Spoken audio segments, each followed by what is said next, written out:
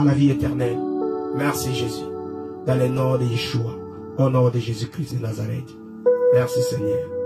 Amen. Alléluia. Shalom bien-aimés dans le Seigneur. Que le Seigneur vous bénisse, vous qui êtes là. Que Dieu vous bénisse. Et le Seigneur nous a fait grâce pour que nous soyons encore comptés parmi les vivants. Être en vie, pardonnez-moi. Nous le disons, nous ne sommes pas plus spéciaux que ceux qui n'ont pas eu le souffle de vie. Et non plus, ils ne sont pas moins spéciaux que nous, parce que la mort, c'est aussi un gain. La mort est un gain quand on est dans le Seigneur. La vie est inutile quand on n'est pas dans le Seigneur. Mais si le Seigneur nous a fait grâce aujourd'hui pour que nous soyons comptés parmi les vivants, tout simplement c'est pour que nous puissions accomplir un devoir. Ce devoir, c'est de rendre gloire à Dieu, l'adorer, puisque nous avons été créés pour ça. Voilà pourquoi, à chaque fois que nous aurons même les moindres et tout derniers souffles de vie que le Seigneur nous donnera, eh bien, nous devons l'utiliser, même quand nous sommes sur les lits des hôpitaux, même quand nous sommes dans des prisons, même quand nous sommes dans des situations pénibles, difficiles, rendons gloire à Dieu. Alléluia. Que Dieu soit loué. Soyez pleinement bénis, vous qui êtes connectés, partagez la vidéo avec vos frères, avec vos amis, tout simplement pour qu'ensemble nous puissions communier avec le Seigneur et surtout que nous puissions écouter la parole de Dieu, que cette parole soit de plus en plus prêchée. Que la paix du Seigneur soit votre partage durant tous les temps que vous allez disposer pour suivre cette pensée que le Seigneur a mis dans notre cœur. Certainement, les dimanches passés, nous n'avons pas été à la hauteur d'être ici parce que nous avons eu quelques soucis, quelques petits soucis de santé, mais Dieu a fait grâce, il nous a donné la force d'être là encore aujourd'hui et voilà pourquoi nous y sommes. Que Dieu vous bénisse. Nous étions en train de développer un thème autour des dîmes. Autour des dîmes au pluriel. Parce qu'il y a toute une cacophonie. Il y a plusieurs questions que les gens se posent autour des dîmes. Aujourd'hui, on demande des dîmes. Faut-il payer la dîme? Faut-il ne pas la payer? Et la réponse, normalement, ne doit pas venir de nos dénominations, de nos appartenances, de nos attachements. Mais la réponse, normalement, elle doit venir de la Bible. Alors, quand nous sommes en train de traiter ces thèmes bien-aimés dans le Seigneur, j'aimerais que nous puissions faire un exercice, c'est-à-dire de nous déconsidérer ce que nous sommes. Nous sommes des assemblées dédiées, des assemblées des saints, nous sommes, je ne sais pas, des églises de réveil, et nous sommes je ne sais pas quoi, mais délocalisons-nous de toutes ces appartenances. Hein? Ne dites pas que chez nous, on dit ceci. Chez nous, non. Délocalisons-nous de tout ça. Parce que les assemblées n'amènent nulle part. Les assemblées ne nous amèneront pas au ciel. C'est tout simplement la parole de Dieu. Examinons la parole de Dieu en toute franchise. Examinons la parole de Dieu en toute liberté. Tout en étant simplement les disciples de Jésus. Tout en étant simplement comme les chrétiens de Béret qui lisent la parole, qui essaient de comprendre la parole et rien que la parole. Hein? Parce que si nous restons attachés à ce que nous sommes sommes de tels, nous sommes des assemblées telles, nous sommes de telles, nous sommes des églises telles, là où nous aurons analysé la parole de Dieu concernant ce que nous appelons les dogmes, concernant les principes, concernant les valeurs, de la manière dont nous avons été coachés, nous avons été élevés ou selon ce que nous avons toujours écouté. Mais prenons un peu tout ça, mettons à côté. Prenons tout simplement la parole, les Écritures, donc la parole de Dieu, et lisons la parole de Dieu et que le Seigneur nous parle. Et à la fin des comptes, tout et chacun de nous saura quelle est la direction faut-il prendre à ce qui concerne la question autour de la dîme.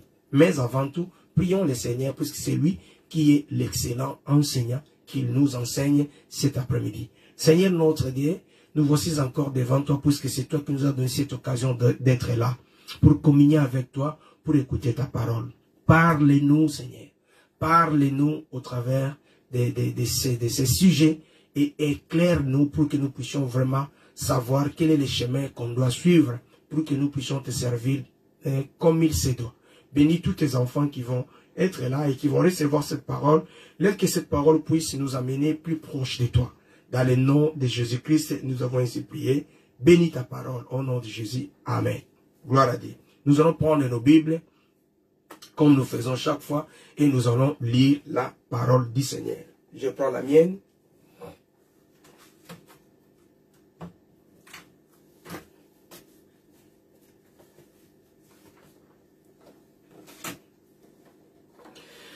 Premièrement, nous prenons le livre des Hébreux, chapitre 7. Hébreux, épître des Hébreux. Nous prenons le chapitre 7 et nous lisons à partir du verset 1er jusqu'au verset 12. Je rappelle qu'aujourd'hui nous sommes en train de parler des dîmes. Nous parlons de la dîme, puisque depuis ce temps nous sommes en train de parler des dîmes. Mais aujourd'hui nous allons nous concentrer sur la dîme des Lévites. La dîme qui a été réservée aux Lévites. Parce que c'est là où il y a les problèmes. Parce que si aujourd'hui on demande des dîmes, c'est exactement cette dîme des Lévites qu'on demande. Donc, les églises qui demandent qu'on puisse amener les dîmes à l'église, on fait allusion, elles font allusion à cette dîme-là des Lévites. Donc, c'est vraiment, aujourd'hui, nous allons nous baser, nous concentrer, rien que sur la dîme des Lévites. Et c'est ce que nous avons même écrit comme sujet, la dîme des Lévites. Nous prenons d'abord Hébreux, chapitre 7, et nous allons lire à partir du verset 1 jusqu'au verset 12. Lisons attentivement la parole de Dieu, parce que notre réponse va sortir de la parole. La Bible dit ceci. Ce Melchisedec était roi de Salem et prêtre du Dieu très haut.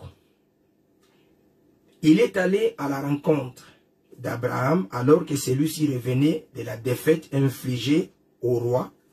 Il a béni et Abraham lui donna la dîme de tout. D'après la signification de son nom, Melchisedec est d'abord roi de justice, ensuite il est roi de Salem, c'est-à-dire roi de paix. On lui connaît ni père ni mère, ni généalogie, ni commencement de jour, ni fin de vie. Mais rendu semblable au Fils de Dieu, il reste prêtre sacrificateur pour toujours. Remarquez quelle est la grandeur de ces personnages, puisque le patriarche Abraham lui a donné même les 1/10 de son butin. D'après la loi, c'est des descendants de Lévi qui remplissent la fonction des prêtres.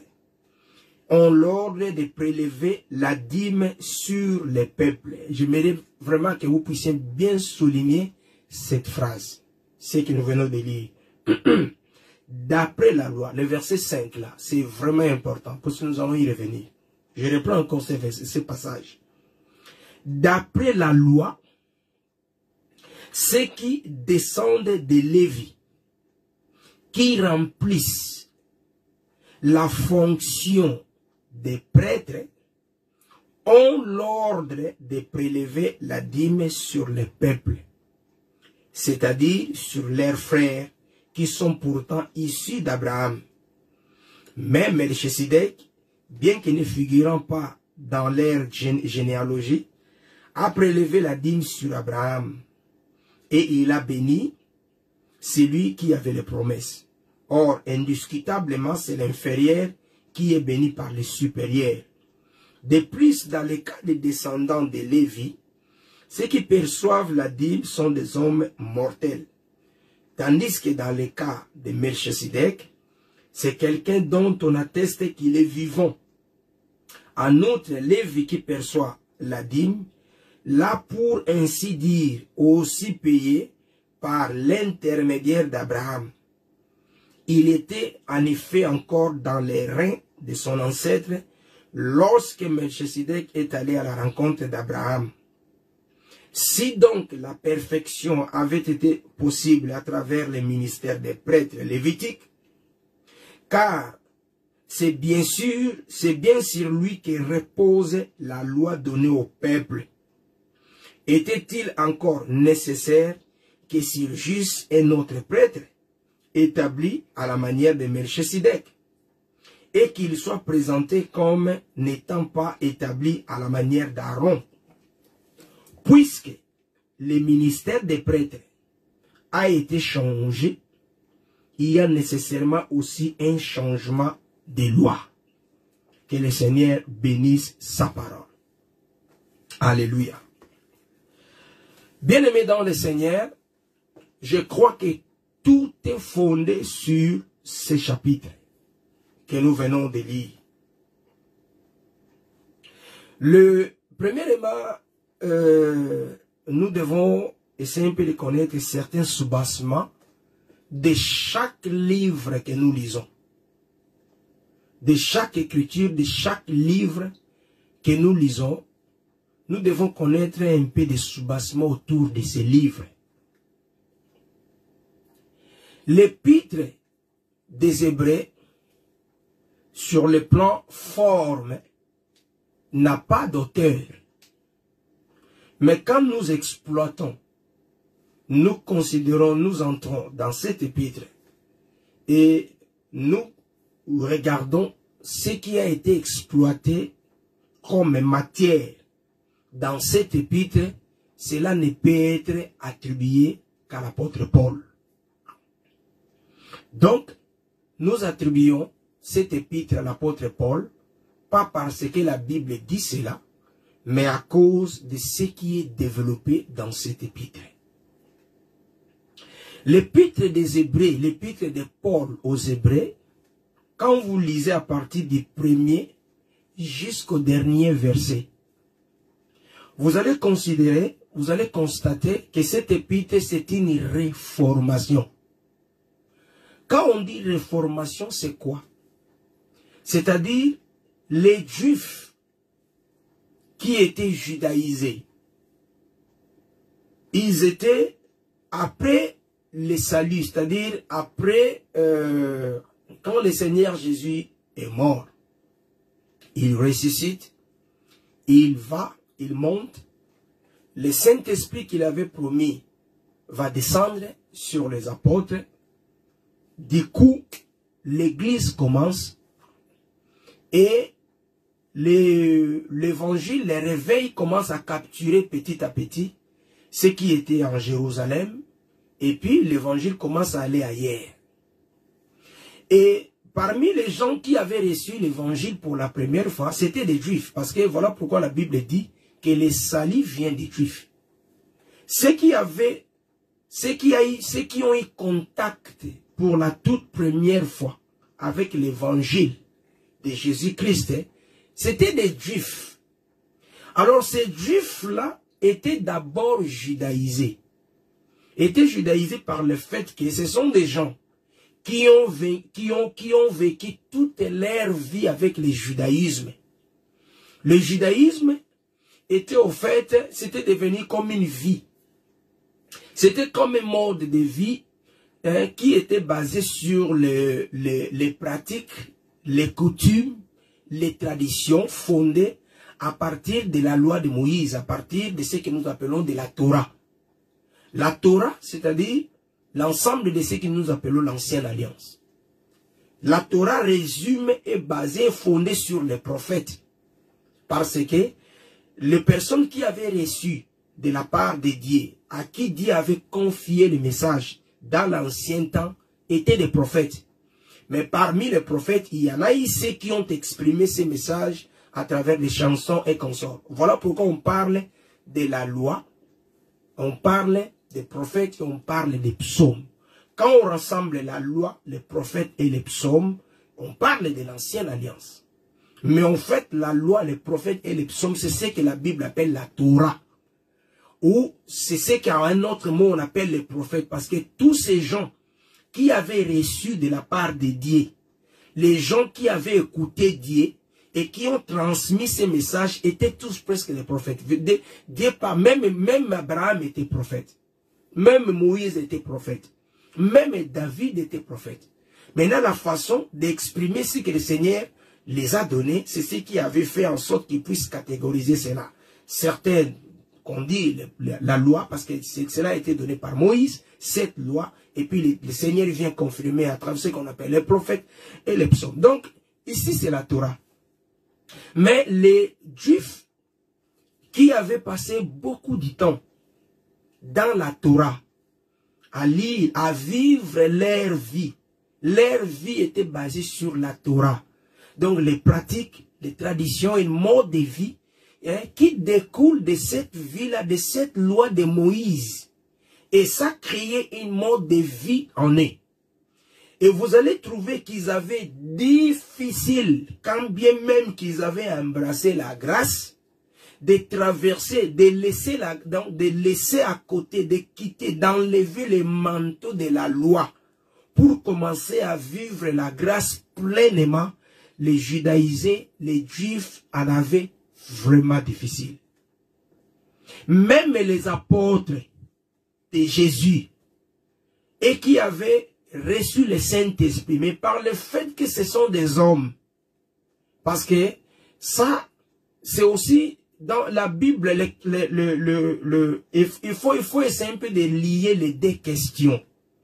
La spiritualité, mais aussi l'humanité. Les apôtres avaient un côté spirituel, ils étaient remplis de l'esprit, mais c'était des hommes, comme vous et moi, avec du sang et de l'eau. Et ce sont des gens qui sont nés dans la loi. Ils ont grandi sous la loi. Tous ces apôtres de Jésus, ils sont nés au moment où la loi était encore là. Parce que Jésus a commencé son ministère quand il avait 30 ans. C'est à 30 ans que Jésus va appeler tous ces gens-là à ses côtés pour faire maintenant ce ministère. Et le ministère de Jésus n'a duré que 3 ans. Mais prenons par exemple, si Pierre, par exemple, si Pierre avait 40 ans, prenons l'exemple que Pierre avait 40 ans, je ne l'affirme pas, je prends un exemple pour nous amener à comprendre. Si Pierre avait 40 ans et qu'il avait passé 3 ans à côté de Jésus, c'est que Pierre a fait 37 ans de vie dans la Torah. Donc cela avait créé vraiment, c'était vraiment un mode de vie, de tradition qui était ancré dans leur veine, dans leur sang. Au point même qu'en faisant certaines choses, ces choses-là revenaient toujours.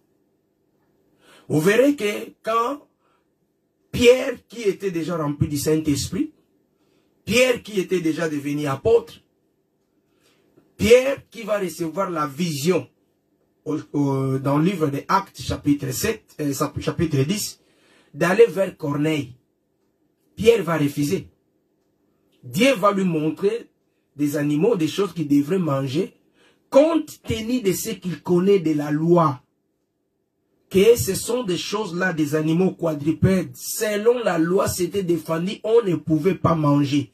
Dieu dira à Pierre, Pierre, tu as faim. Tue ces animaux que je te donne, mange. Pierre dit, je ne mange pas parce que c'est souillé. Il le disait par rapport à quoi? Par rapport à la loi. Parce que c'est ça la loi de Moïse. Et le Seigneur disait que moi j'appelle, je n'appelle pas souillé, toi tu appelles souillé. C'était en fait dans une autre connotation spirituelle. Parce que le Seigneur voulait lui passer un message. Mais en fait, Pierre résistait par rapport à ce qu'il était dans la loi. Après, le Seigneur va le convaincre quand même pour aller auprès de Corneille. Mais quand il va arriver à la maison de Corneille, il va trouver toute la famille de Corneille réunie. La toute première des choses, Pierre va rappeler à Corneille et dit, vous savez que nous, les Juifs, nous ne venons pas chez vous, les non-Juifs. Ça, c'était la loi de Moïse. Donc, les Juifs ne pouvaient pas s'en mêler avec les non-Juifs. Ils ne pouvaient pas manger avec les non-Juifs. Ils ne pouvaient pas manger les mains sales. Donc, toutes ces habitudes-là sont restées à eux. Alléluia. Et vous allez trouver que cette problématique a traversé même dans la grâce. Voilà pourquoi quand Paul est en train de prêcher à Antioche, il y a eu un groupe de chrétiens. Ils étaient chrétiens. Il y a eu un groupe de frères judaïsés qui sont venus. Ils ont engagé une discussion avec lui et Apollos. Ils ont dit non, non, non, non, nous avons accepté la grâce, oui. Mais chaque personne, même s'il reçoit Jésus, il est tenu censé de respecter les lois de Moïse. En l'occurrence, la circoncision. Sinon, il ne sera pas sauvé. Paul dit non, non, non. On ne peut plus observer la circoncision. Ils disent non, non, non. Il faut observer la circoncision. Ben, c'était une discussion. Bon, allons à Jérusalem pour aller traiter cette question. Ils vont descendre à Jérusalem. Quand ils arrivent là-bas, c'était la même chose. Même parmi les groupes qui ont rejoint les apôtres qui étaient à Jérusalem, la Bible dit, au moment où ils traitaient la question, il y a eu un groupe qui était judaïsé. Donc, un groupe chrétien qui a les gens qui ont reçu Jésus comme leur Seigneur et Sauveur, qui sont devenus des chrétiens, mais ils étaient toujours liés au judaïsme et ils continuent à imposer certaines pratiques du judaïsme. Qu'est-ce que j'étais en train de dire? J'étais en train de dire, chaque livre que nous lisons a un soubassement. Nous devons quand même comprendre les soubassements de chacun des livres que nous lisons. Le livre des Hébreux, c'est une réformation. Quand vous lisez du premier chapitre au dernier chapitre, vous trouverez que Paul était en train de traiter la question des réformations. C'est-à-dire, il était en train d'expliquer la loi. Ici, Paul, avec la lumière, avec l'éclairage, avec cette grâce que le Seigneur lui a donnée, avec cette révélation, Paul est en train d'expliquer au peuple juif ce qu'était la loi.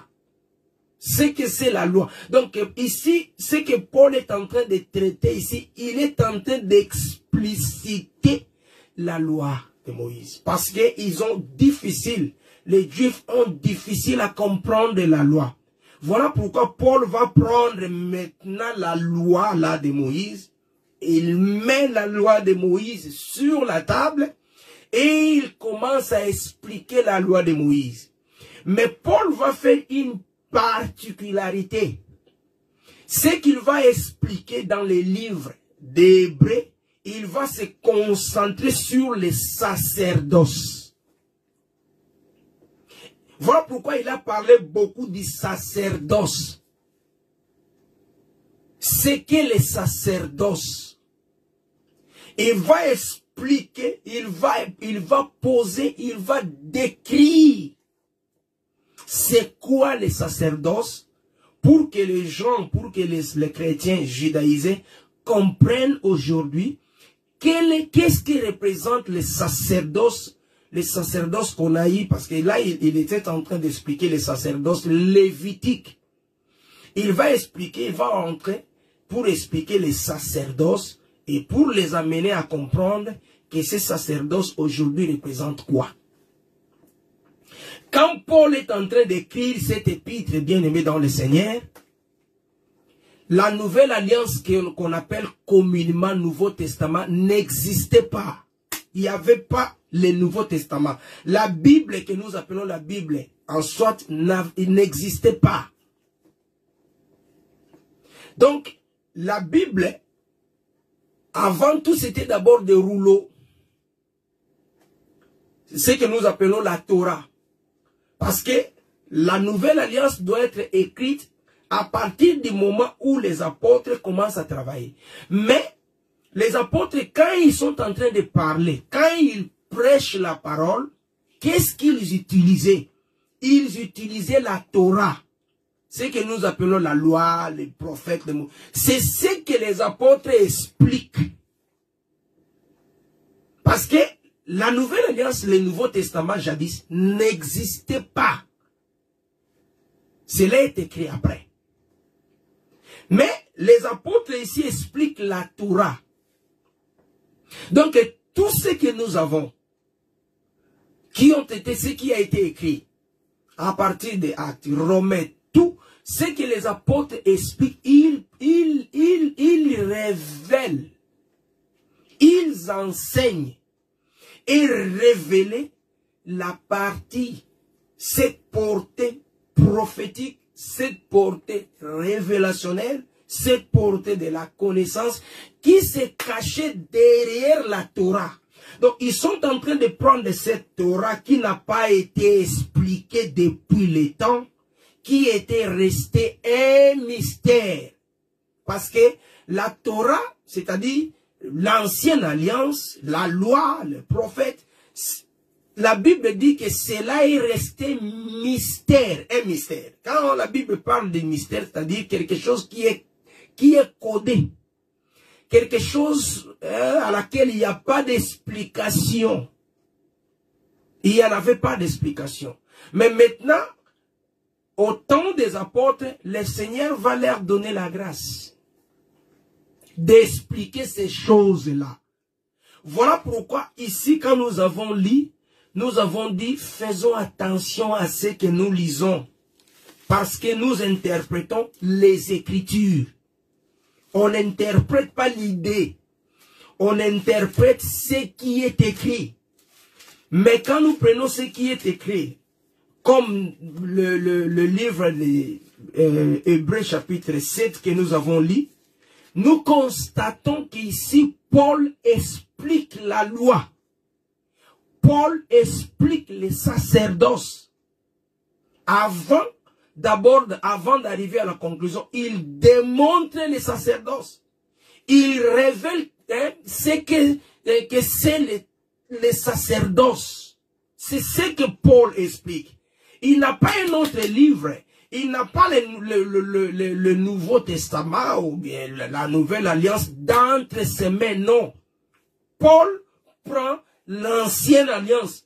Paul prend l'ancien. Donc, Paul explique ici, prenons par exemple, il prend Lévitique. Et il commence à expliquer Lévitique aux judaïsés qui étaient là pour comprendre qu'est-ce que les sacerdoces. Pour leur permettre de ne plus retomber dans la loi. Parce qu'ils confondaient la loi et la grâce. Quand ils vivaient, ils mélangeaient la loi et la grâce. Ils vivaient entre les deux, la grâce. Voilà pourquoi quand Paul parlait, il était vraiment insistant. Il disait toujours, comme dans Galates, il dit, si vous faites circoncis, donc la grâce ne vous profite à rien. Parce qu'il était en train de leur expliquer, leur démontrer que ce que vous avez vu là-bas, c'était des choses qui avaient des figures, c'est ce qu'on appelle de l'ombre. Mais des réalités, voilà comment ça explique. Voilà les réalités. Ça, c'était des choses matérielles qu'on appelle l'ombre. Les figures que Dieu a utilisées pour nous, pour enseigner, pour expliquer ce qui était dans sa tête, ce qui était dans son plan de faire pendant notre temps. Mais pendant notre temps, voilà comment ça s'est fait. Donc, Paul, ici, il prend Lévitique d'entre ses mains. Il prend Deutéronome d'entre ses mains. Il prend Exode et il commence à expliquer ces livres-là.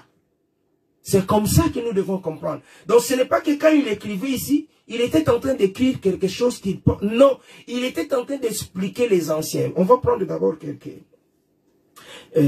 on va lire...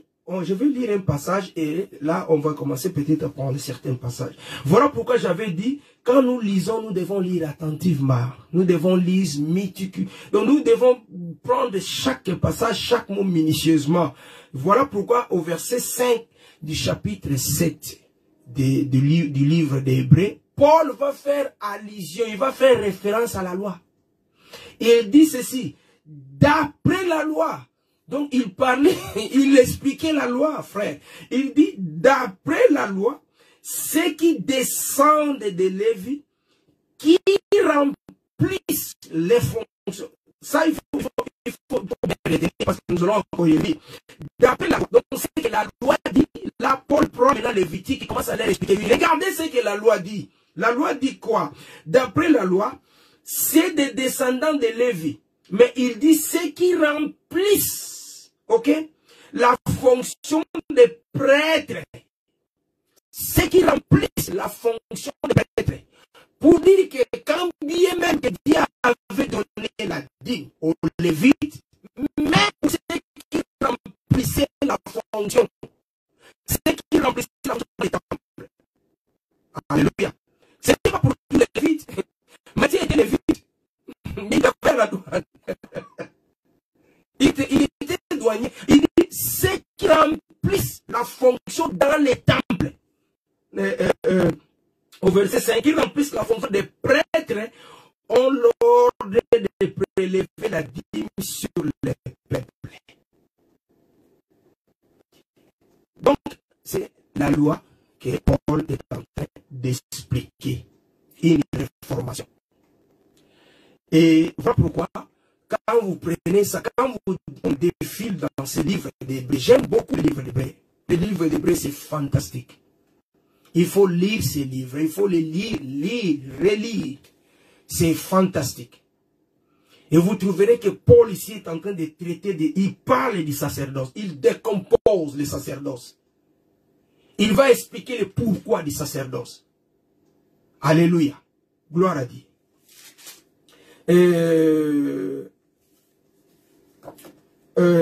On va prendre quelques passages.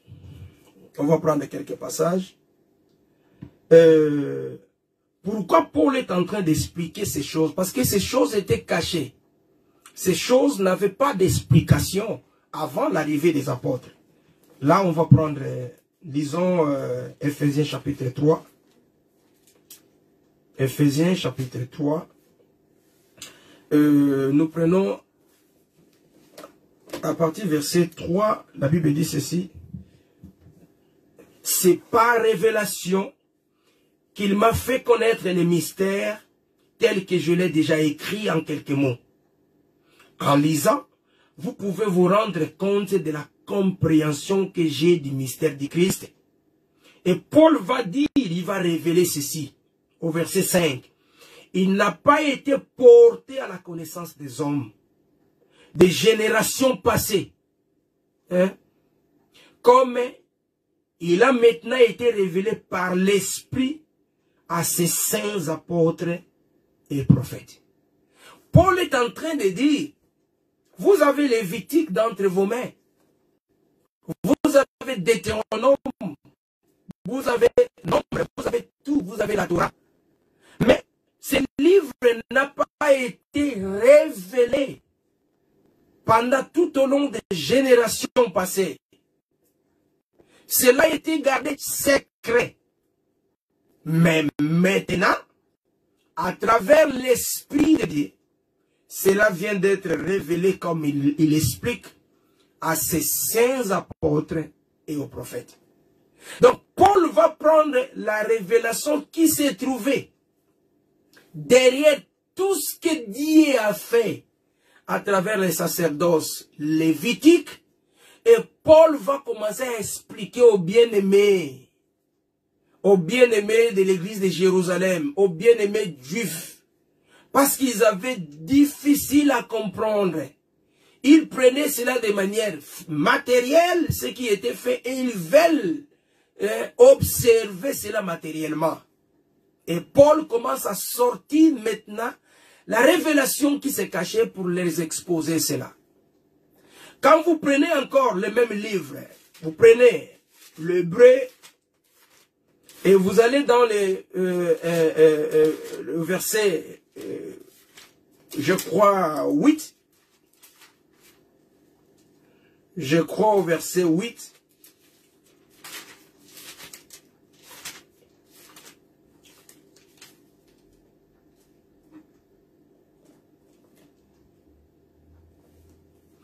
À partir du verset 5, écoutez ce que Paul explique. Il dit ceci. Or, il célèbre un culte qui n'est que la copie et l'ombre des réalités célestes. Le culte que Dieu donne à Moïse, c'est ce que nous appelons les sacerdoces, puisque nous y arriverons.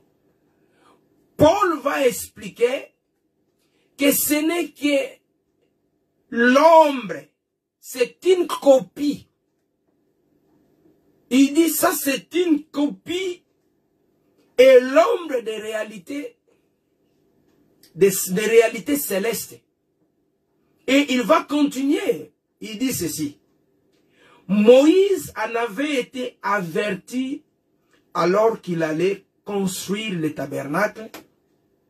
Regarde, c'est ce que Dieu lui dit. Ça, c'est Paul qui explique dans ce qui s'est passé dans Lévitique.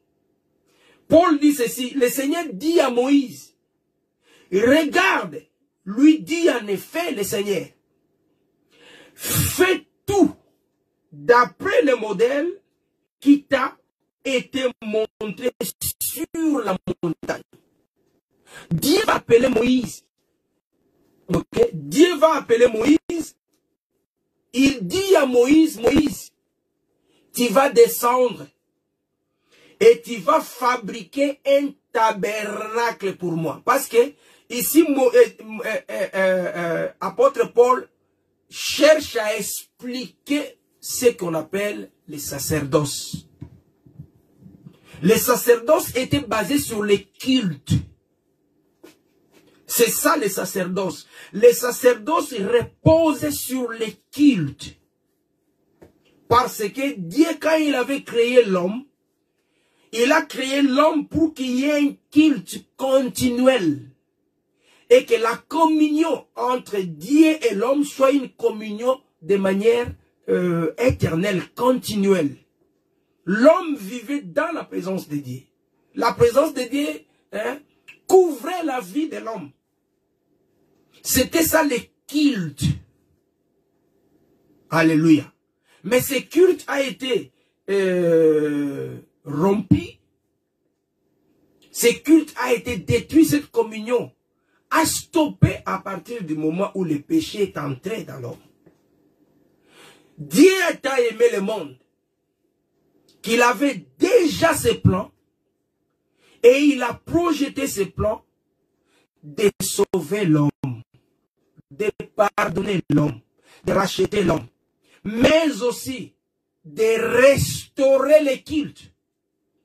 Et comment restaurer le culte? C'est à travers les sacerdoces. Voilà pourquoi Dieu, la toute première des choses que Dieu va révéler aux enfants d'Israël, quand ils sortaient de l'Égypte, Dieu dit, vous allez dépouiller les Égyptiens. Prenez de l'or, prenez tout ce qui est précieux. Ils vont prendre cela, ils pensaient que c'est pour eux. Ils arrivent dans le désert, Dieu va révéler à Moïse. Mais comment est-ce que Dieu révèle à Moïse? La Bible dit, Dieu l'appelle sur la montagne. Hébreux 8, 5 à 6 dit, Dieu appelle Moïse à la montagne. Il dit, Moïse. Quand Moïse vient, Moïse va monter sur la montagne. La Bible dit, Dieu va ouvrir les yeux de Moïse. Dieu va montrer le culte céleste à Moïse.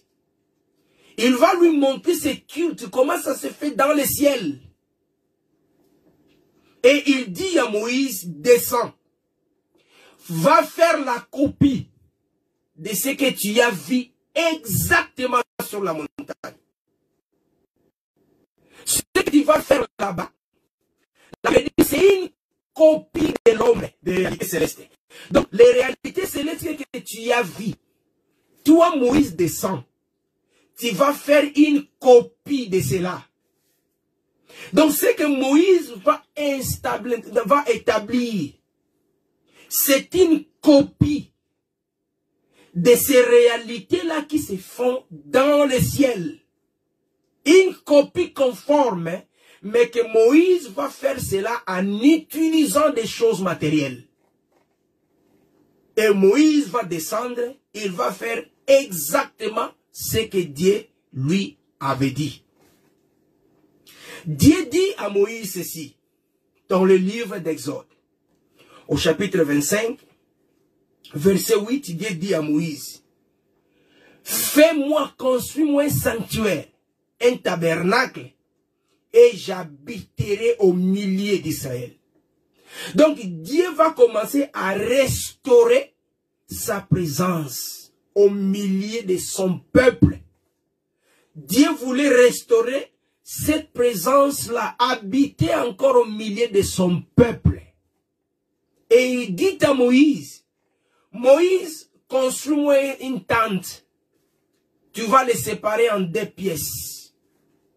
La première pièce, les lieux saints, mais les ustensiles, les chandeliers, tables de pain, et j'en passe. Dans la seconde pièce, tu ne mettras aucune lumière.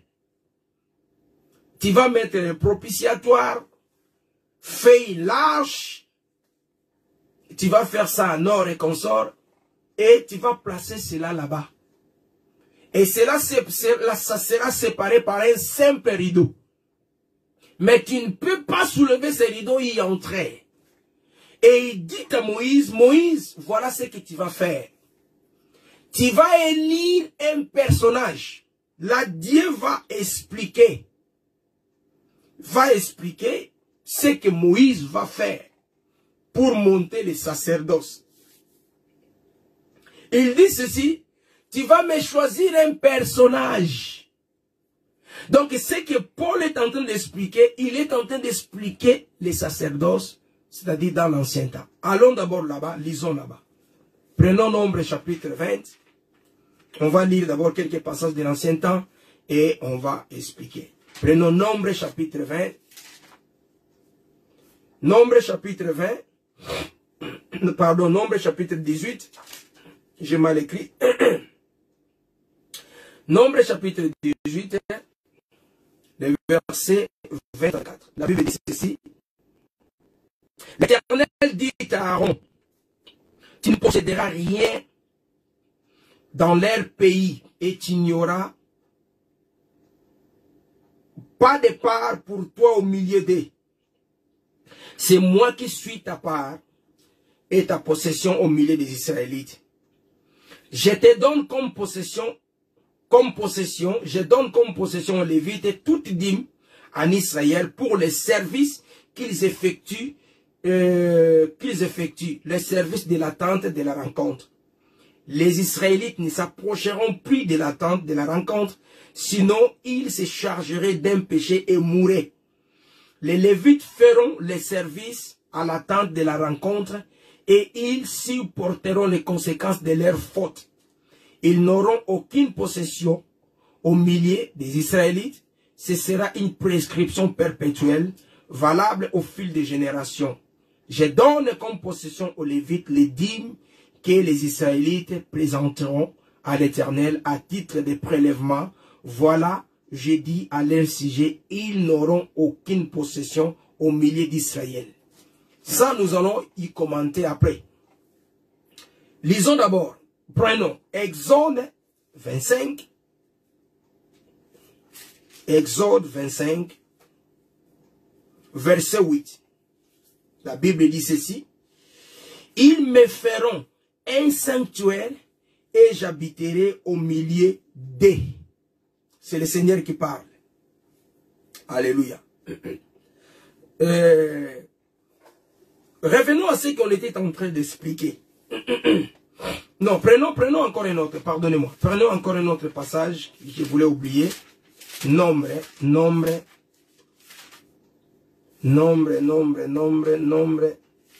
chapitre 28. On va lire d'abord et puis on va expliquer tout ensemble. Nombre 28, le verset 3. Tu leur diras, voici les sacrifices brûlés au feu que vous offrirez à l'Éternel chaque jour. Des agneaux d'un an sans défaut comme holocauste perpétuel. Alléluia. Qu'est-ce que le Seigneur va faire? Il dit à Moïse, tu vas établir pour moi un tabernacle. et moi j'habiterai au milieu de mon peuple, au milieu d'Israël. Et Moïse va faire le tabernacle, cette tente qui est séparée de 2 pièces. Il dit à Moïse, dans la première pièce, les prêtres vont y entrer pour faire les sacrifices, pour faire ce que nous appelons le sacerdoce. Retenons que ce que le Seigneur est en train de faire, c'est le schéma au travers duquel le schéma au travers duquel Dieu utilise pour restaurer la communion qui a été brisée entre l'homme et lui. C'est ça le sacerdoce. Mais il dit ceci, comme si nous venons de lire, il dit, voici les sacrifices brûlés au feu que vous offrirez à l'Éternel chaque jour. Il dit, des agneaux, d'un sang de faux comme holocauste perpétuel. Alléluia. Dieu va instaurer la manière qu'on pouvait utiliser comme une formule pour qu'on puisse y arriver. Parce que quand il va demander à Moïse de faire la tente que nous appelons le tabernacle, il va dire à Moïse de séparer ça en 2 pièces. Dans la première pièce, les prêtres pouvaient pour faire le sacrifice que nous venons de lire. Mais dans la seconde pièce, personne ne pouvait y entrer. Et il n'y avait aucune lumière là-bas. C'était dans les ténèbres totales. Et l'unique personne qui était autorisée d'y entrer, c'était les souverains prêtres. Et il ne pouvait y entrer qu'une seule fois l'année. Et quand il y entrait, il entrait seulement pour faire un travail. Seulement pour une raison. Il entrait tout simplement pour aller présenter ce que nous appelons l'offrande ou le sacrifice d'expiation. C'est-à-dire le pardon du péché. Et il ne pouvait le faire qu'une seule fois. Il entre, il présente ce sacrifice d'expiation. Et il sort. Il va attendre encore l'autre année prochaine. C'est comme ça. Et c'est là quand les sacrificateurs rentraient pour présenter les sacrifices d'expiation. Si Dieu accepte ce sacrifice, c'est-à-dire les sacrifices du pardon, les sacrifices d'expiation, c'était le sang d'un animal qu'on venait présenter à Dieu comme l'offrande au travers duquel offrande pour bénéficier du pardon de Dieu. Et si Dieu agrée ce sacrifice, la lumière, c'est-à-dire le Seigneur lui-même, descendait du ciel avec la lumière et il faisait briller cette partie-là, cette pièce-là qu'on appelait les lieux très saints.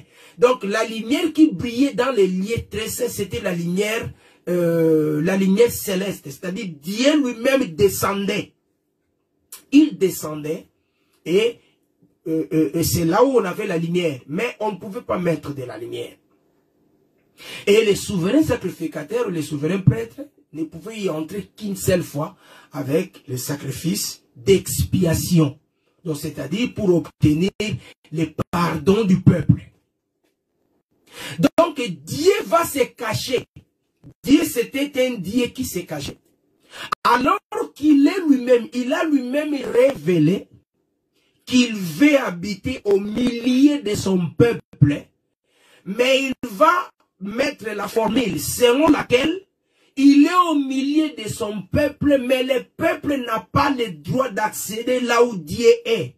Il ne peut pas rentrer là-bas. S'il rentre là-bas, Dieu le tue. Donc Dieu va se cacher dans les lieux très saints.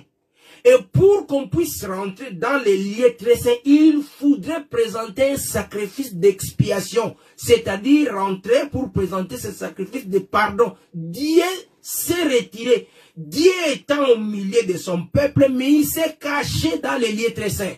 Il était en train de dire au peuple, voilà, je suis votre Dieu, mais puisqu'il y a le péché, moi je me cache. Personne ne peut arriver là où je suis. Vous ne pouvez arriver là où je suis qu'à travers le sang d'un animal sans défaut qui vous permettra. Voilà pourquoi Dieu va dire à Moïse, Moïse, choisis-moi un médiateur. Le médiateur, c'est qui? C'est le souverain prêtre. Aaron. Il dit à Aaron, il dit, fais une tenue à Aaron.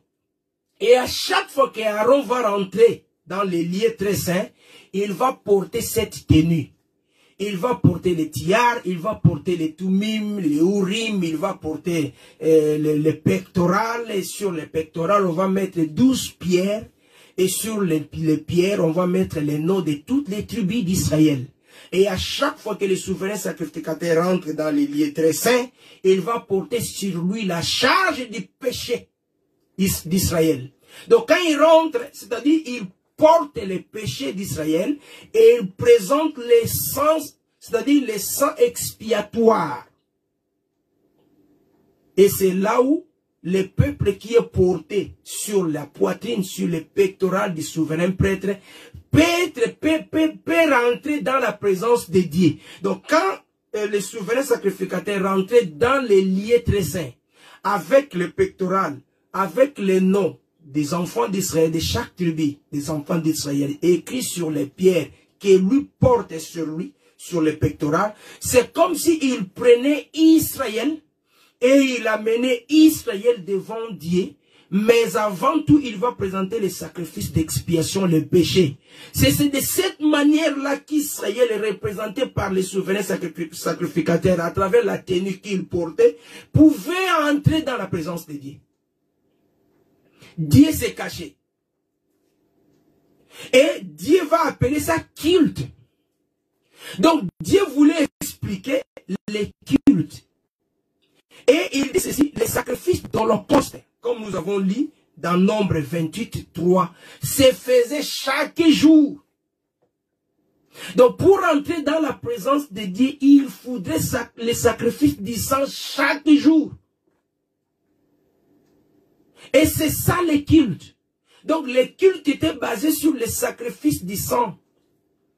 Les animaux, les holocaustes qu'on devrait présenter à Dieu. Quand on prend des holocaustes, des animaux, les sangs là. Et on va prendre ça, on va sacrifier sur l'autel des holocaustes. Et après avoir fait les sacrifices, c'est là où on pouvait passer à l'étape d'aller présenter dans les lieux saints les parfums adorifiants et de l'huile dans l'autel du parfum. Donc pour dire, le sang coule d'abord. Et puisque le sang a coulé, l'Holocauste est présenté. L'Holocauste, c'était le type de sacrifice qu'on brûlait tout. Que les sacrificateurs n'avaient même pas le droit de manger même quelque chose qui y restait. Et après cela, c'est après l'Holocauste qu'on pouvait maintenant arriver dans les lieux saints pour présenter les parfums. Donc c'était présenter les sangs et les parfums. Chaque jour, c'est ça le culte. Présenter à Dieu les sangs des holocaustes et les parfums. Les sangs des holocaustes et les parfums. Chaque jour, c'est ce que le prêtre faisait. Et c'est ce que Paul est en train d'expliquer à nos bien-aimés. Et qu'est-ce que Paul va expliquer? Paul va expliquer les éléments du sacerdoce. Il dit dans le sacerdoce, premièrement, il y a le tabernacle. Quand nous lisons Hébreux 7, là nous revenons là-bas. Nous avons lu ça. Qu'est-ce que Paul explique? Paul explique les éléments du sacerdoce. Il parle que dans le sacerdoce, premièrement, il y a le tabernacle. Il dit après le tabernacle, il y a un personnage comme médiateur. Le prêtre, le souverain prêtre, qui est censé, c'est lui qui est le maître de ces sacerdoces-là. Voilà pourquoi on appelle ça sacerdoce aaronique ou bien lévitique. Parce que le souverain sacrificateur, c'était Aaron. En dehors de ce personnage qui est le prêtre majeur, le souverain sacrificateur, il y a le sacrifice, les sons, l'animal qu'on devrait tuer chaque jour. En entrant dans la présence de Dieu, il faudrait rentrer, mais il faudrait être précédé par les sons. Donc, les éléments du sacerdoce, c'est le tabernacle, la tente, c'est le souverain sacrificateur, c'est le sacrifice, le sang. Et à part ce sacrifice des sang, il y a aussi le sacrifice que nous sommes en train d'appeler, ce que nous avons évoqué ici, le parfait adorifiant, l'adoration. Mais aussi, les prêtres, c'est-à-dire ceux qui étaient censés faire ce travail-là. Les prêtres qui accompagnaient, qui faisaient chaque jour, qui étaient, voilà pourquoi le jour où on a consacré Aaron, on a consacré ses enfants, qui étaient censés de faire ce travail chaque jour. Parce que Aaron n'entrait que dans les lieux très saints qu'une fois l'année. Mais les prêtres, les fils d'Aaron, qui faisaient ce travail-là jour après jour. Et Paul va dire ceci. Quand Paul va expliquer, voilà ce que Paul va dire. Il dit ceci. Voilà pourquoi j'avais dit qu'il faut qu'on puisse bien retenir ce que nous lisons, parce que nous interprétons les Écritures. On interprète les Écritures. Paul dit ceci. Hébreux 7, nous revenons encore là. Paul dit, d'après la loi, donc selon ce que la loi sur les sacerdoces dit, la loi sur les sacerdoces lévitiques autorise, il dit, la loi sur les sacerdoces dit ceci, que c'est des descendants de Lévi qui remplissent la fonction. Ceux qui remplissent la fonction.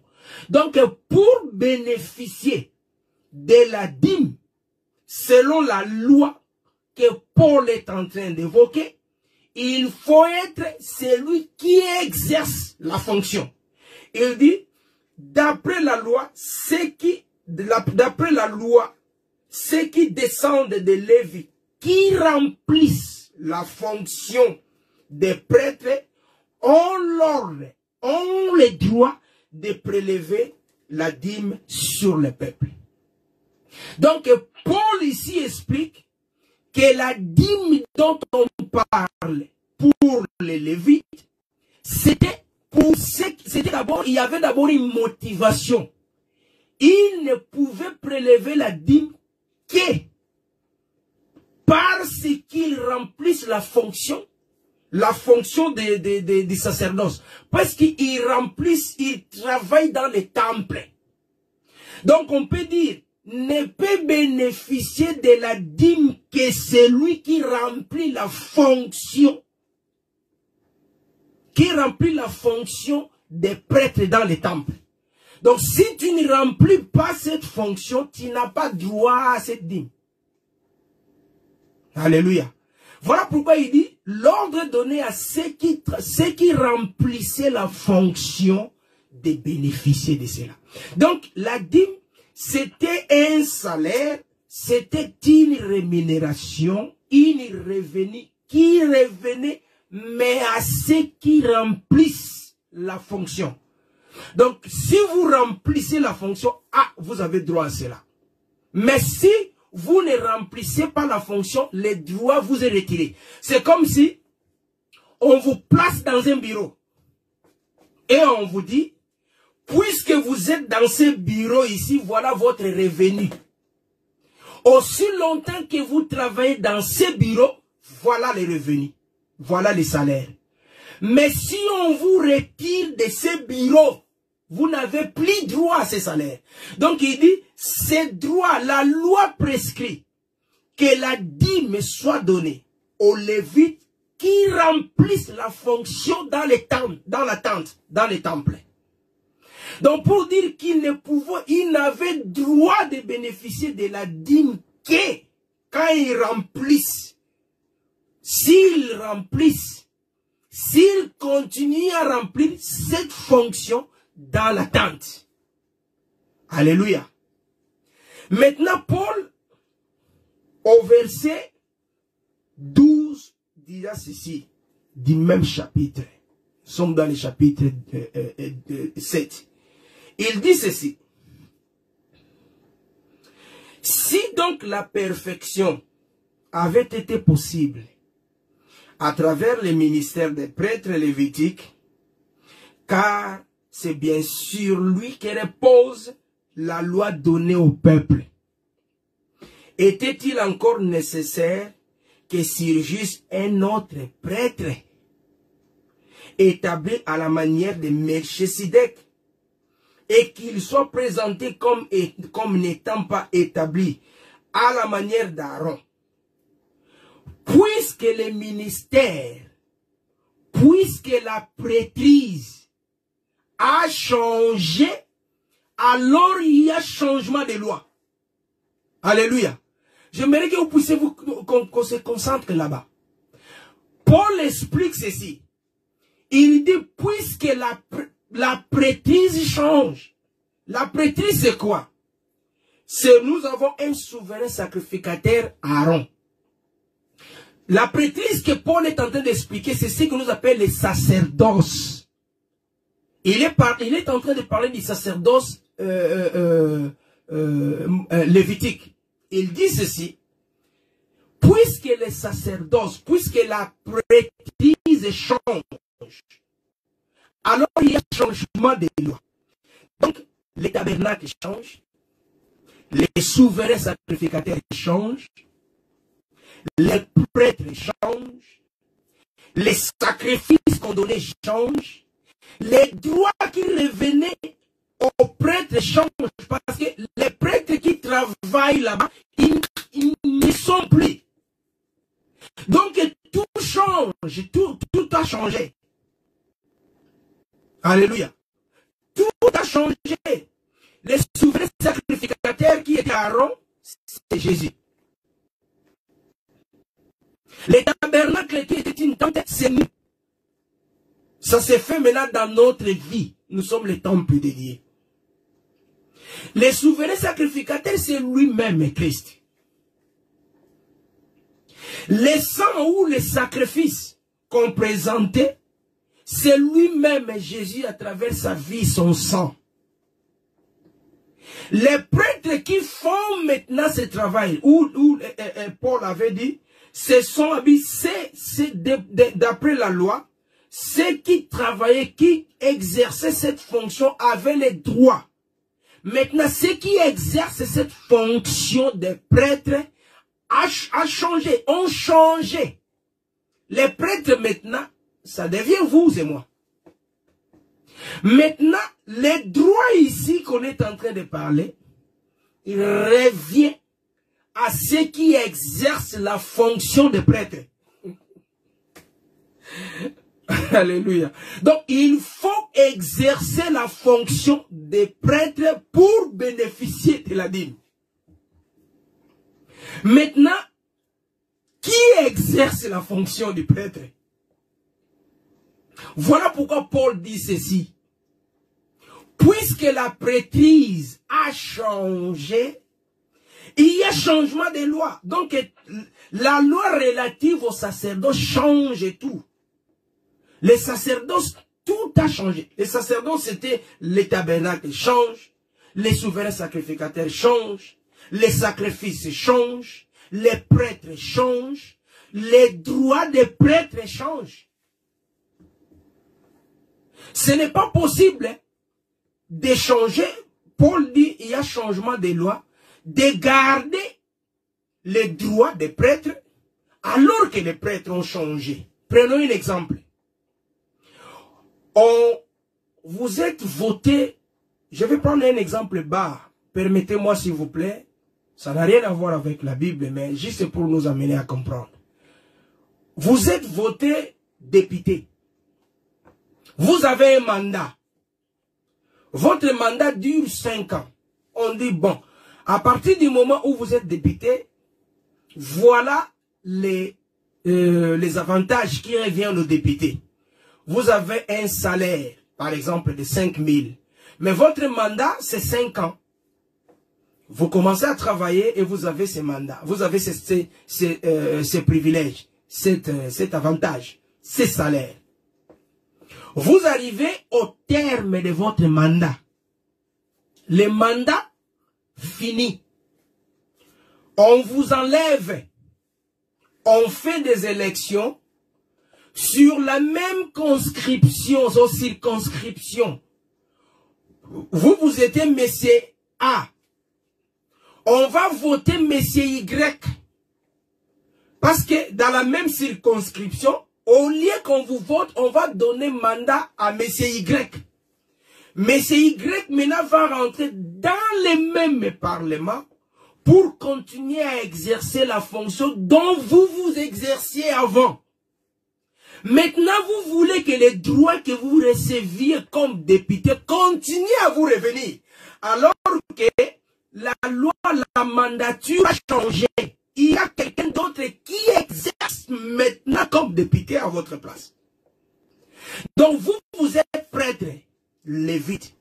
Et la Bible dit, les droits que vous percevez là, et Dieu était clair. Voilà pourquoi nous avons dit, quand nous prenons Nombre chapitre 18, revenons encore là-bas.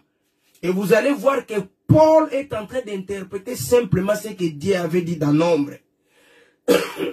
Nombre chapitre 18, à partir du verset 20, Dieu dit ceci. Je donne comme possession aux Lévites toute dîme en Israël pour les services. Dieu ne les a pas donné la dîme juste parce qu'il dort, il réveille, bon, je vous le donne comme cadeau. La dîme était liée au sacerdoce. La dîme était liée au service. Pour bénéficier de cette dîme, il faudrait qu'il travaille dans le sacerdoce. Il faudrait qu'il soit lié au sacerdoce. Si le sacerdoce termine, directement ces droits ici, la loi ici, ne leur concerne plus. Parce que c'était lié au service qu'ils faisaient. Dieu dit ceci, je donne comme possession aux Lévites toute dîme pour les services qu'ils effectuent, les services de la tente de la rencontre. Donc c'était les services qui leur donnaient ces droits-là. À partir du moment où on les enlève les services, les droits est parti. Les droits est parti. Celui qui en bénéficiera, c'est celui qui exerce la même fonction. Et la Bible dit ceci. Et la Bible dit ceci. Nous retournons dans Hébreu. Pardonnez-moi parce que nous sommes en train d'aller de gauche à droite, mais bon, c'est comme ça. Nous retournons encore dans Hébreu 7. Maintenant, le verset 18. La Bible dit ceci.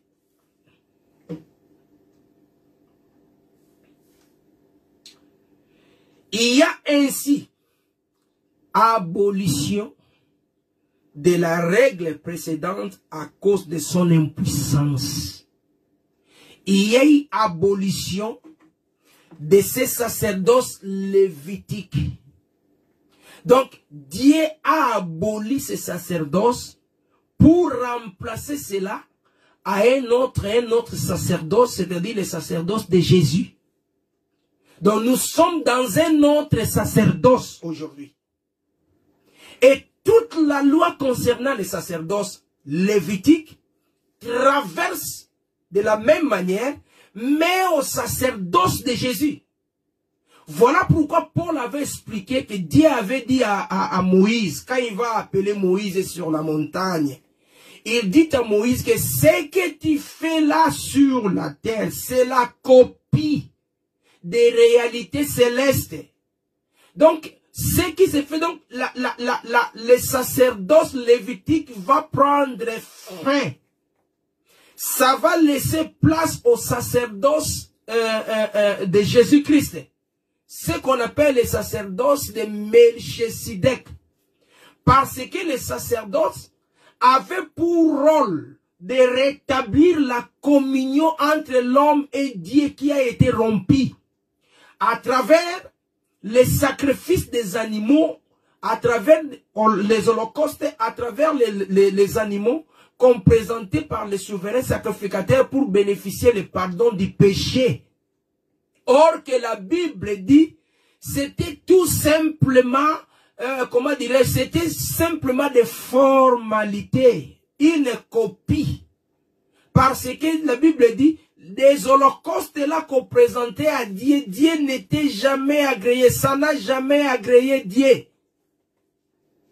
Hébreux 9 l'explique que tous ces sacrifices-là qu'on présentait à Dieu, Dieu n'a jamais été agréé par ça. Donc voilà pourquoi on parle de l'inutilité de ces sacerdoces. C'était inutile. Ces sacerdoces étaient l'ombre des choses à venir. Ces sacerdoces représentaient ce que Dieu dans sa pensée compte faire dans l'avenir. Ces sacerdoces, c'était tout simplement un enseignement que Dieu était en train d'enseigner. Voilà ce que j'ai fait pour que l'homme puisse retourner encore en communion avec moi. Mais ça ne pouvait pas laver l'homme. Ça ne pouvait pas laver l'homme de ses péchés. Donc, puisque tout cela a été fait, la Bible dit, les péchés de l'homme étaient encore gardés dans les souvenirs. Merci beaucoup, mon frère Guigui, pour ce passage. Et le Seigneur dit que ces sacerdoces-là n'agréaient pas Dieu. Et voilà pourquoi, au temps convenable, le Seigneur Jésus parle et dit, tous ces sacrifices n'étaient jamais agréés. Voilà pourquoi, quand Jésus veut rentrer dans le monde, il dit, oh, il était question de moi. Tout ce qui a été fait là-bas, c'était question de Jésus. Ça parlait de Jésus. Ça révélait Jésus. Il dit, bon, ça m'a représenté. Et maintenant, je viens moi-même pour faire ce que vous avez, ce qui me précédait, ce qui parlait de moi. Maintenant, c'est moi-même. Je vais maintenant l'accomplir. Il rentre dans le monde. Il dit, tu m'as formé un corps pour rentrer dans le monde et pour venir accomplir maintenant ce que tout ça expliqué dans le passé. Il rentre lui. Donc, c'est-à-dire, le tabernacle là, c'est nous. Dieu veut habiter à nous. Il habite à nous. Il voulait revenir chez nous dans nos vies. Il voulait rétablir encore cette communion. Voilà pourquoi il vit à nous. Mais pour vivre à nous, Dieu, il faudrait que les sacrifices, il faudrait que les péchés soient pardonnés. Dieu va établir maintenant cette formule pour expliquer comment les choses seront faites. Il doit être fait à travers le pardon du péché, mais il faut que quelqu'un meure. L'animal sans défaut, les sacrifices dont on présentait, c'est qui? C'est Jésus. Mais qui doit présenter les sacrifices? Il faut que Jésus lui-même présente les sacrifices. Voilà pourquoi Dieu va élire Aaron, qui était en même temps sacrificateur, en même temps sacrifice. Parce que quand il rentrait dans la présence de Dieu, il devait amener le sang même pour lui-même. Et le sang qu'il présentait à Dieu, c'est ce sang-là qui constituait l'élément au travers duquel l'homme devrait bénéficier le pardon de Dieu. Et à travers le pardon de Dieu, c'est là où Israël, qui était sur la poitrine d'Aaron, pouvait être dans la présence de Dieu. C'était un schéma que Dieu était en train d'expliquer. Voilà comment les choses seront faites. Et au temps convenable, Dieu dit, bon, j'ai tant longtemps expliqué ces choses à travers le matériel. Maintenant, le temps est arrivé. Il faut passer à l'acte. Ça, c'était l'entraînement. Et comment est-ce qu'on va passer à l'acte? Jésus, ok, descends. Vas-y, parce qu'il s'agissait de toi. C'est toi-même le souverain sacrificateur. Et le sang, c'est toi. Tu vas mourir sur la croix. Et tu rentres dans le tabernacle céleste, dit la Bible, pour présenter les sacrifices d'expiation, mais une fois pour toutes. Et à travers ces sacrifices, à partir de là, nous qui sommes des fils d'Aaron, les prêtres, voilà pourquoi la Bible dit, il a fait de nous des prêtres, nous avons cette possibilité de pouvoir l'adorer, les rendre des parfaits adorifiants chaque jour. Et il dit, bon, à partir de là, c'est fini. Et maintenant, Paul va expliquer que ce sacerdoce a changé. Maintenant, les droits qu'on appelle la dîme, c'était quoi en fait? C'était la revenu pour ceux qui faisaient, ceux qui exerçaient cette fonction. Et maintenant, qui exerce cette fonction? C'est ça la question. Qui exerce cette fonction que les prêtres exerçaient au temps passé? Qui l'exerce aujourd'hui? C'est bien qu'on puisse amener les dîmes, mais ça revenait aux prêtres à cause de leur service dans la tente. Donc, ils doivent exercer les services, la fonction qu'ils faisaient dans la tente. Mais maintenant, on doit chercher. Pour qu'on puisse bénéficier de ces salaires, il faut que ça revienne à ceux qui exercent cette fonction. Mais j'ai la bonne nouvelle, bien-aimés dans le Seigneur, de vous dire que ceux qui exercent la fonction des prêtres aujourd'hui, qui ont droit à ces salaires, à cette revenu qu'on appelle la dîme, la Bible nous l'explique dans le livre d'Apocalypse, au chapitre 1er, au verset 5, je ne sais pas, au verset 5, au verset 6, la Bible dit ceci, Apocalypse 1, verset 5, verset 6, la Bible dit, il a fait de nous un royaume de prêtres. Alléluia. Il a fait de nous un royaume de prêtres pour son Dieu. À lui soit la gloire, la domination des siècles et des siècles. Les Lévites d'aujourd'hui. Parce que les Lévites, c'est ceux qui se tenaient dans la présence de Dieu. Les Lévites ou les sacrificateurs ne sont ni les mains des serviteurs de Dieu. Ça, c'est un gros mensonge. Les Lévites d'aujourd'hui, les sacrificateurs, parce que tout sacrificateur est d'abord Lévite, d'aujourd'hui, ce sont ni les mains des pasteurs. On pouvait même accepter que les pasteurs sont des prophètes. Parce que les prophètes, c'est celui qui recevait de Dieu pour donner au peuple. Mais celui qui prenait du peuple pour donner à Dieu, la Bible dit, nous tous qui avons reçu Jésus comme le Seigneur et Sauveur, il a fait de nous des prêtres. Je crois qu'il y a encore un autre passage qu'on peut ajouter, si j'ai bonne mémoire. Fouillons d'abord 1 Pierre. 1 Pierre, 1 Pierre.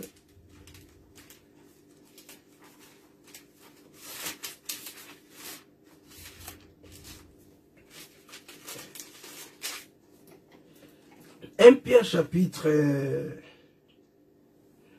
2, à partir du verset 4, la Bible dit, approchez-vous de Christ, la pierre vivante rejetée par les hommes, mais choisie et précieuse devant Dieu. Et vous-même, en tant que des pierres vivantes, laissez-vous édifier pour former une maison spirituelle, un groupe de prêtres saints. Un groupe de prêtres saints. Alléluia.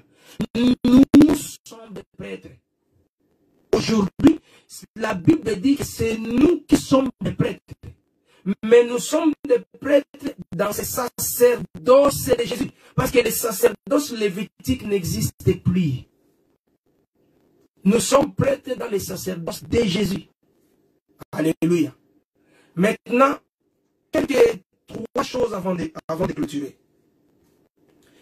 Comment est-ce que Dieu définit la dîme? Voilà pourquoi dans la nouvelle alliance, Dieu n'a pas parlé de la dîme. Comment Dieu définit la dîme? Quand Dieu dit ceci, je donne aux Lévites, les Lévites n'auront pas de possession. En quelque sorte, les Lévites n'auront pas d'héritage. Quand les enfants d'Israël vont recevoir l'héritage, quand ils vont arriver à la terre promise, ils vont recevoir l'héritage. L'héritage, c'est-à-dire les terres. Ils vont se séparer les terres selon ce que Dieu avait ordonné à Moïse. L'héritage ici, représente les terres. Et Dieu dit, les Lévites n'auront pas d'héritage, c'est-à-dire ils n'auront pas de terre. Et Dieu dit ceci, c'est moi Dieu qui suis leur héritage. C'est moi Dieu qui est leur salaire. Oh, que Dieu soit béni. C'est Dieu dit, et ils n'auront pas d'héritage. Alors que l'héritage que Dieu est en train de parler ici, c'est la terre. C'est la terre promise. C'est la terre promise. On va lire rapidement Deutéronome chapitre 9. Deutéronome 9. Deutéronome chapitre 10, verset 9. La Bible dit ceci. Voilà pourquoi Lévi n'a ni héritage avec ses frères. L'Éternel est son héritage. Donc, quand Dieu dit aux enfants d'Israël, je vous donnerai, je vous amènerai à la terre promise, la terre que j'ai jurée là. Ils vont arriver à la terre promise. Dieu dit aux enfants d'Israël, vous les Rubénites, vous prenez cette partie. Vous les Gadites, vous prenez cette partie. Et il dit aux Lévites, vous n'aurez pas de terre. C'est ça l'héritage. Vous n'aurez pas de possession. Mais moi, je suis votre possession. Et voilà, il dit aux Lévites, je leur donne la dîme comme héritage, comme possession. Donc la dîme, c'est la terre. Dîme et la terre, c'est la terre. Et la terre dont les Israélites ont bénéficié, c'était quoi? C'est le ciel. Parce que Canaan, en réalité, c'était le ciel. Parce que Dieu, quand il a dit à Abraham, lève tes yeux, regarde, la Bible dit dans Hébreu chapitre. Voilà pourquoi je dis Hébreu, c'est très important. Abraham va lever les yeux et regarde dans Hébreu, je crois, chapitre 11, verset 10, la Bible dit, il a vu le ciel. Ce que Dieu lui avait promis, c'était le ciel. Donc, sa descendance s'attendait à recevoir le ciel. Et quand ils vont arriver à la terre promise, bien qu'ils se séparent, ils se distribuent de cette terre physique, mais en réalité, c'était l'image du ciel. Et la Bible dit, moi, je ne donne pas aux Lévites cette terre-là, mais moi, je suis leur terre. Donc, moi, je suis leur possession. Et cette possession, je vais le convertir à la dîme. Donc, la dîme que bénéficiaient les Lévites, c'était la terre promise pour eux. Donc, en bénéficiant de cette dîme, Lévi bénéficiait aussi de la terre. Parce que Dieu dit, je ne donne pas la terre et les autres vont avoir de la terre, mais les Lévites, non, ils n'auront pas de terre. Mais moi, je suis leur terre, et dans ce compte-là, je leur donne la dîme en remplacement de cette terre-là. Donc, quand ils recevaient la dîme de leurs frères d'Israël, pour eux, c'était comme s'ils reçoivent une part de leur héritage. C'est-à-dire, c'était la terre. La dîme, c'est comme la terre. Or, la terre, la possession, la terre, l'héritage que Dieu donnait aux Israélites, c'est Canaan. Canaan, c'est le royaume des cieux. En quelque sorte, cette dîme, c'est le ciel. Dieu leur donne quelque chose qui représente le ciel. Et Dieu va définir ceci. Dieu dit, c'est moi qui suis leur salaire. La dîme, c'était comme les salaires. Et Dieu dira encore, c'est moi-même qui est leur qui représente leur héritage. Donc, la dîme, c'est Dieu. Parce que Dieu dit, c'est moi qui ai leur héritage. Ils n'ont pas d'héritage, mais leur héritage, c'est moi. Et il dit encore, bon, ça va. Donnez-les la dîme en remplacement de cet héritage. Donc, la dîme, c'est Dieu.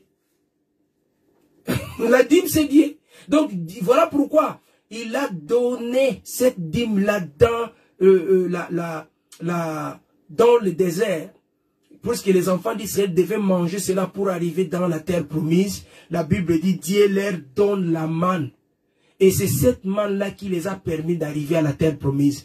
Et la manne n'était rien d'autre que Jésus, et la manne n'était rien d'autre que l'1/10. Parce que la manne qu'ils mangeaient, c'était l'1/10 de l'ephah qu'il mangeait chaque fois. L'homère qu'il recevait, la Bible dit l'homère représente le 1/10. Donc ils ont mangé le 1/10 chaque jour pendant 40 ans pour arriver à la terre promise, pour arriver à Canaan, pour arriver au ciel. Ils devaient manger la dîme qui représente Jésus. Parce que Jésus dit, les pains qu'ils ont mangés dans le désert, c'est moi. Donc le 1/10 de l'homère de l'ephah que les enfants d'Israël mangeaient dans le désert, c'était Jésus. Ils ont mangé le 1/10. Et ici, Dieu dit aux Lévites qui font le service, il dit, vous ne prenez pas de terre. Moi, je suis votre terre. En quelque sorte, je suis votre héritage. En quelque sorte, je suis votre Canaan. Donc, Dieu, c'est lui qui est la rémunération de ceux qui travaillent pour lui.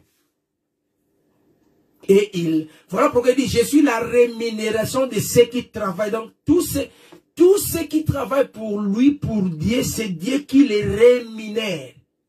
Et il dira, et aux enfants d'Israël, il dit, je ne permets pas aux Israélites, aux Lévites d'avoir la possession, d'avoir l'héritage, parce que c'est moi qui suis leur héritage. Donc, en quelque sorte, c'est moi qui suis la dîme. En quelque sorte, c'est moi qui suis leur salaire. Donc, Dieu est le salaire pour ceux qui travaillent dans la tente. Et nous avons dit, comme les sacerdoces ont changé, ceux qui travaillent dans la tente, qui se tient dans la présence de Dieu aujourd'hui, c'est vous et moi, eh bien, c'est Dieu qui est notre salaire. Et comment il les paye? Il les paye comme il veut. Mais en ce qui concerne l'œuvre de Dieu, il a dit aux serviteurs de Dieu, dans le livre de Luc 10, il dit, allez, là où vous travaillez, allez, prêchez la parole. Si on vous donne la nourriture, mangez.